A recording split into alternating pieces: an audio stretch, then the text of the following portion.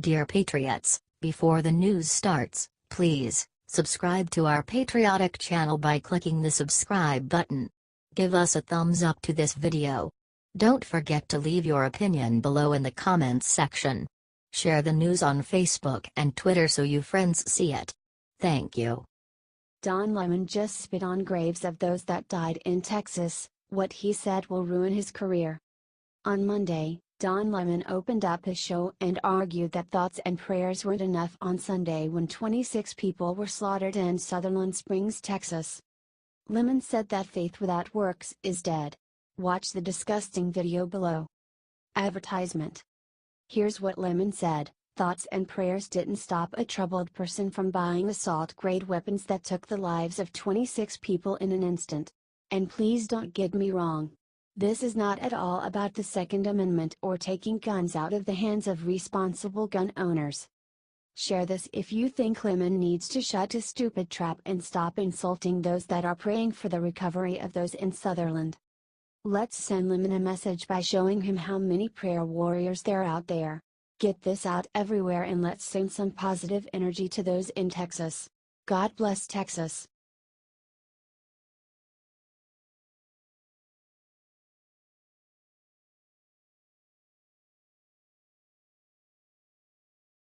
Game changer: Trump just stunned Gillespie with an unbelievable gift that will end the race for governor. One of President Trump's most underrated qualities is his sense of loyalty. He's been offered buyouts and sweeter deals, but always stuck to building the Trump family name. He could have retired years ago and lived like a king, but he chose to stand up and fight for the country he loves. Now, he's our commander-in-chief, and he's fighting for his party. It was recently revealed that President Trump recorded a late robocall ahead of Tuesday's election urging Virginia voters to support Republican gubernatorial candidate Ted Gillespie. Politico reports that Trump's appeal to the people of Virginia slammed Dem candidate, Lieutenant Governor Ralph Northam, reminding voters of his failed leadership in the state's economy. Advertisement. If you let Ralph Northam be governor, he will be a total disaster for your state. Northam is weak on crime, weak on immigration, and as your lieutenant governor, Northam has driven your economy right into a ditch, Trump said in the call. Republican candidate Ted Gillespie has maintained a hardline stance on crime and immigration during the race, accusing Northam of supporting sanctuary cities that hinder federal officials from enforcing immigration laws. Like me, Ed is tough on crime and on the border. Ed will protect your family from crime, drugs and violence, something Northam will never do, Trump says in the robocall. President Trump's strong advocacy for Gillespie can only help the Republican candidate as Virginians cast their votes. Although neck and neck, recent polling favors Northam by a small margin. The high-stakes race has come into the national spotlight recently, as Democrats continue fighting to lock down the gubernatorial seat. If Gillespie pulls off the victory, it will prevent the Dems from getting their first major electoral win since Trump took office. With your help, Ed Gillespie will help make America great again, a phrase that I like a lot. Vote Ed Gillespie. President Trump is setting the standard for how party members should work together. Everyone has to be willing to step up when it counts, especially the boss. Regardless of who wins the governorship, Americans on both sides will remember President Trump's message of faith and support. It can be hard for people to know who to trust when navigating such crooked tactics. But if party members support each other to find the real truth, they will all be better prepared to protect their constituents in the future. Do you agree with President Trump's decision to get involved? Let us know and share his amazing gift. Sources: thehill.com.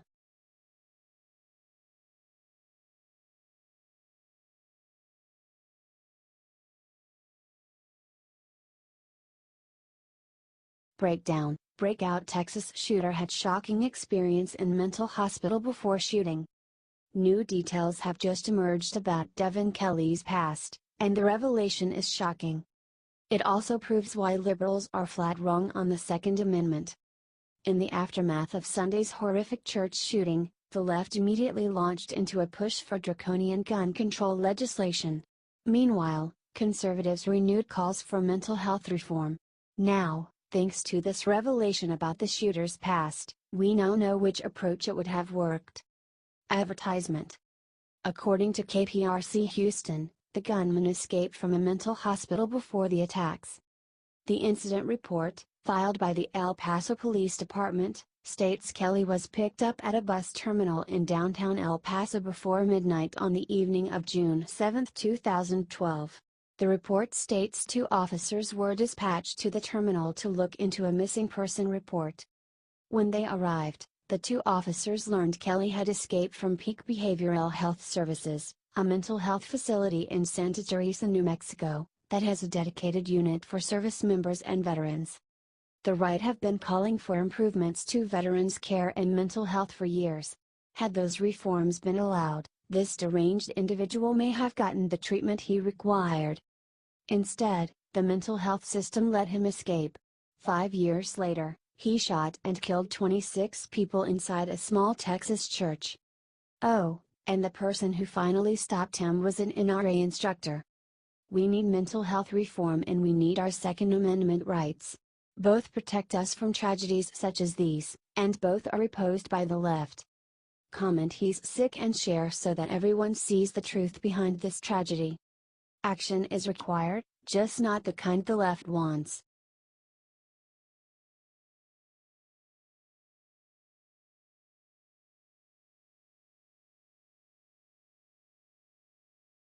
George Clooney stuns liberals, gives jaw-dropping compliment to President Trump.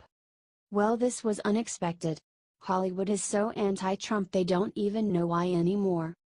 Like Pavlov's dog, ring the bell by saying Trump's name and the left comes running all full of phony outrage.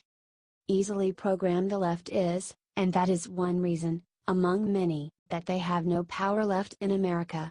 Advertisement. A leaderless party never rises, and make no mistake, the Democrats are leaderless. At least according to George Clooney. George just admitted the truth about Trump and in the process gave him the ultimate compliment. Clooney doesn't think the Democrats have any leader close to Trump in class and ability, and he thinks they will lose the 2020 election to Trump and they can't find one quick. Clooney gave an exclusive interview with the UK Times and stunned liberals across America with what he confessed about Trump. The left is used to Clooney bashing Trump. They take perverse pleasure in watching it. But he disappointed them this time. Maybe the huge flop that is his new movie smacked some sense into him? We don't have a good Democratic candidate yet. Trump, for all his terrible instincts, is very charismatic. A TV star.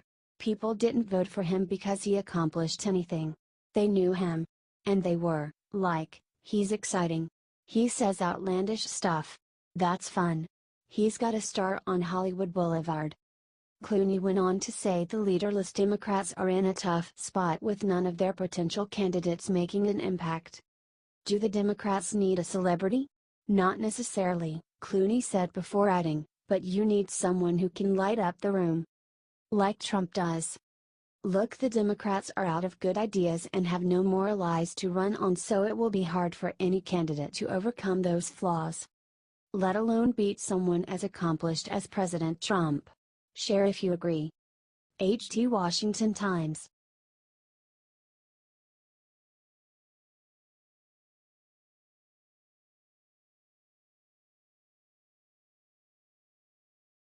Day after news of Air Force failure, FBI admits massive holdup in Texas shooter investigation. FBI officials conceded during a press conference on Tuesday that as of yet, they've been unable to break into Texas shooter Devin Kelly's cell phone, according to Fox News. It's been 48 hours since Kelly entered First Baptist Church in Sutherland Springs, Texas and killed 26 people before fleeing the scene and dying from a bullet wound in his vehicle some miles away. Unfortunately, at this point in time we are unable to get in that phone, FBI Special Agent Christopher Combs said on Tuesday. With the advance of the technology and the phones and the encryptions, law enforcement, whether it's at the state, local, or the federal level, is increasingly not able to get into these phones. Advertisement. Combs did not go into details about the type of phone the shooter had used, for fear that someone might try to procure it themselves. He added that nevertheless, The FBI is working very hard to gain entrance into the device and hopes they'll be successful sometime soon. Here's a clip. The disappointing news seems to be piling on the Texas shooting investigation, as it was revealed on Monday that the Air Force's failure to submit Kelly's criminal records to the federal government allowed him to purchase weapons, actions he should have been prohibited from following a 2012 domestic violence conviction.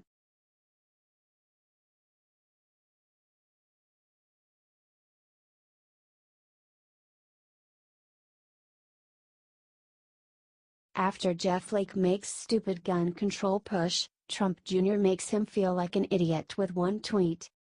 Jeff Flake and Donald Trump Jr. are in the midst of a Twitter feud, but the winner was obvious from the very first post. After the Texas church shooting on Sunday, Flake promised voters that he was working on new gun control legislation. That bill would prevent anyone convicted of domestic violence from buying a gun. Sounds reasonable enough, except that legislation already exists. That fact was quickly pointed out by Donald Trump Jr. in a subsequent tweet. Jeff Flake's reply didn't dispute Trump Jr.'s claims. Instead, he just repeated the purpose of the legislation once again. Donald Trump Jr. then used a favorite phrase of his father's to respond, "Wrong." Trump Jr. is right, Flake is wrong. One would think that a legislator would know about the gun laws already on the books, particularly before starting work on the topic. But never expect our legislature to know what they're doing. Thankfully, Trump Jr. was there to point out Flake's incompetence to the world. Comment by Flake.